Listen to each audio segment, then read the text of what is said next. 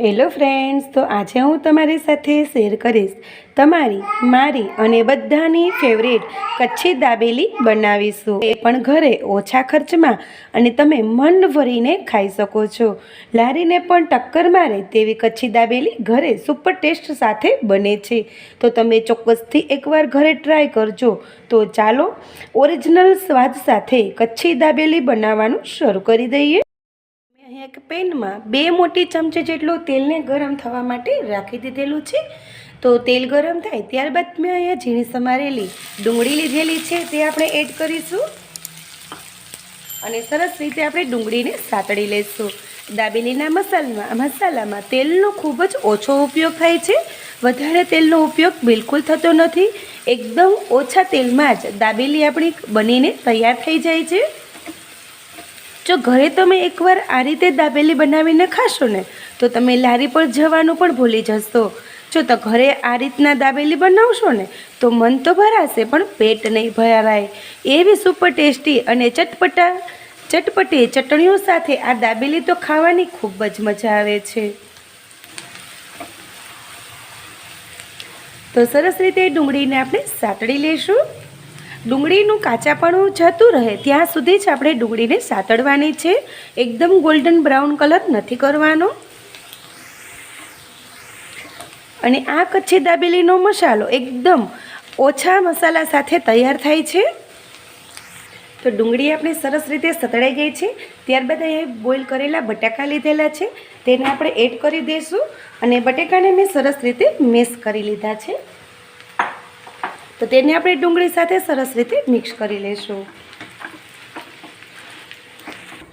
તો ડુંગળી અને બટેકું આપણું સરસ રીતે મિક્સ થઈ ગયું છે. તો આ સમય પર આપણે સ્વાદ પ્રમાણે મીઠું એડ કરીશું. તો આ મસાલો ફક્ત 7 થી 8 જ મિનિટમાં મસાલો આપણો બનીને તૈયાર થઈ જાય છે. ત્યારબાદ આ સમયે મેં અહીંયા ખજૂર અને આંબલીની પેસ્ટ લીધેલી છે, તે આપણે એડ કરીશું. આ પેસ્ટ એડ કરવાથી દાબેલી એકદમ તમારા ટેસ્ટમાં ટેંગી બને છે.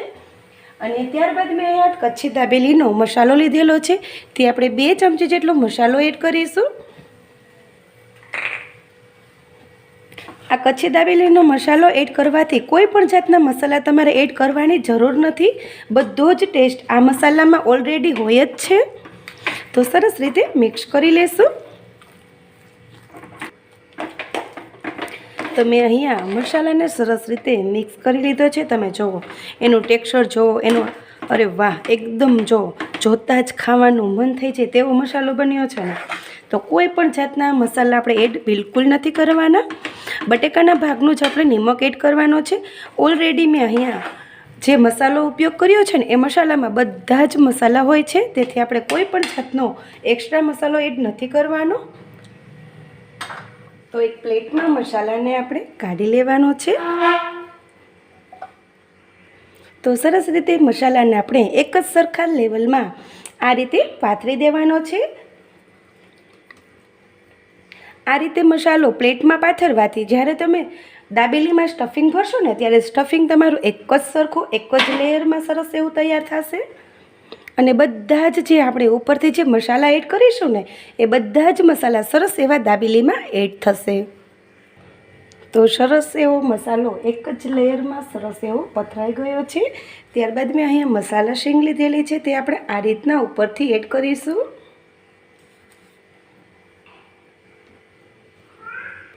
ત્યારબાદ આપણે દાડમના દાણાને આ રીતના એડ કરીશું. આ સમય ઉપર મેં અહીંયા નાયલોન સેવ લીધેલી છે, તે પણ આપણે એડ કરીશું. ઝીણી સમારેલી ડુંગળી એડ કરીશું. રીતનો દાબેલીનું સ્ટફિંગ આપણું એકદમ સુપર ટેસ્ટી તૈયાર છે. તો તમે જોતાં જ ખાવાનું મન થઈ જાય તેવો બન્યો છે ને. એકદમ કલરફુલ એવો લાગે છે ને. તો મને કોમેન્ટમાં ચોક્કસ બતાવજો કે દાબેલીનો મસાલો મારો કેવો બન્યો છે. તો દાબેલીને સ્ટફ કરવા માટે આ રીતના બધા જ મસાલા અહીંયા તૈયાર છે. તો દાડમ, સેવ, મસાલા શીંગ, સ્પેશિયલ મારી બનાવેલી ચટણી. તો 3 જાતની મેં અહીંયા દાબેલીની ચટણી બનાવી છે. જો આ 3 ચટણીની રેસીપી તમારે શીખવી હોય તો મને કોમેન્ટમાં ચોક્કસ બતાવજો. હું તમારી જોડે ચોક્કસથી શેર કરીશ. તો સૌથી પહેલાં તો મેં અહીંયા દાબેલીનું પાઉં લીધેલું છે, તેને આપણે આ રીતના છરીની મદદથી કટ લગાવી લઈશું.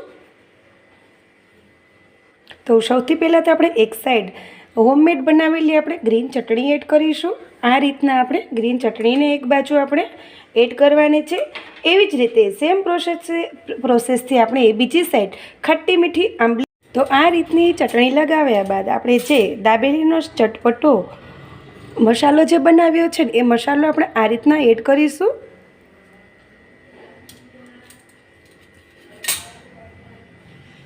આ રીતની દાબેલી ભર્યા બાદ ઉપરથી ડુંગળી, મસાલા સિંગ, દાડમના દાણા એડ કરીને દાબેલીને આપણે કવર કરી લઈશું.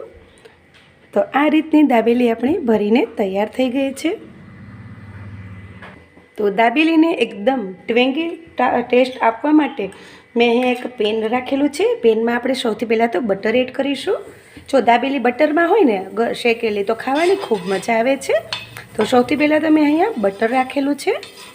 તમે બટરની જગ્યાએ ઘીનો ઉપયોગ પણ કરી શકો છો. ત્યારબાદ આપણે જે દાબેલી બનાવી છે એ દાબેલીને આપણે એડ કરીશું અને સરસ રીતે બંને સાઈડ દાબેલીને સરસ એવી શેકી લેશું.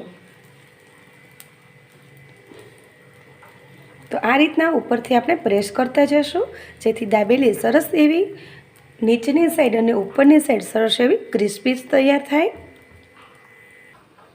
તો સરસ એવી ઉપરની સાઈડ પણ સરસ એવી ક્રિસ્પી થઈ ગઈ છે. તો ચાલો આ સમયે ગેસની ફ્લેમને બંધ કરી દઈશું અને ત્યારબાદ અમે અહીંયા સેવમાં આ રીતના આપણે દાબેલીને કવર કરી લઈશું.